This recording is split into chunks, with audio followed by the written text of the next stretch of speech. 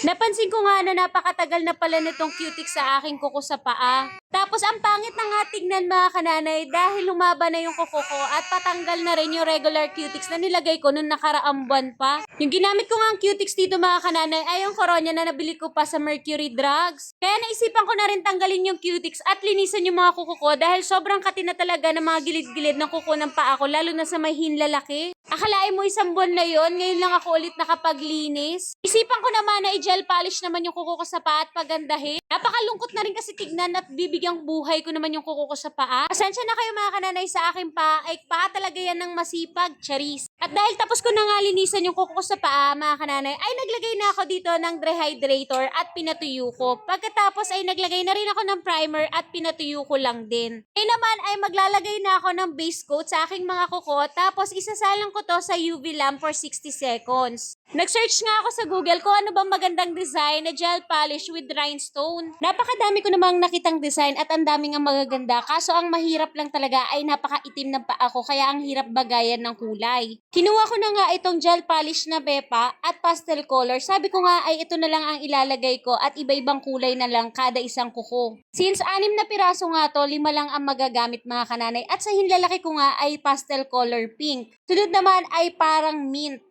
Para makulay at maganda tignan na ang aking paa, at least hindi siya mukhang maitim, mukha lang siyang colorful. Ba? Charing. Sa pangatlong daliri naman mga kananay, pastel color pa rin na violet naman ang aking nilagay. Kapag morena kasi tayo mga kananay, napakahirap nating hanapan ng kulay na babagay sa atin na hindi tayo lalong magmumukhang maitim. Kapag light color naman mga kananay, masyado naman tayong umiitim. Kapag dark color naman, masyado tayong umiitim.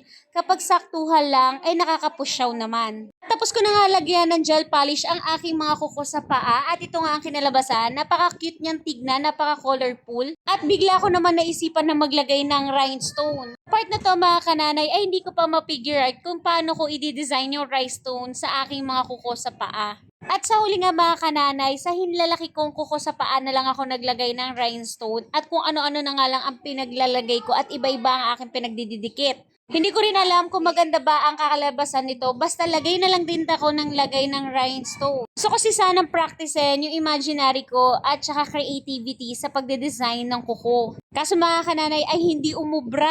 After ko nga masalang sa UV lamp yung mga kuko ko sa paa, ay naglagay na rin ako ng cuticle oil para hindi naman mag-dry yung aking skin. Hindi ko alam kung nagsisisi na ba ako sa part na to na nilagyan ko pa ng rhinestone. Parang bet ko siya na plain. So here's the final look mga kananay. More practice pa talaga ako sa pagde-design. Pero okay lang yan.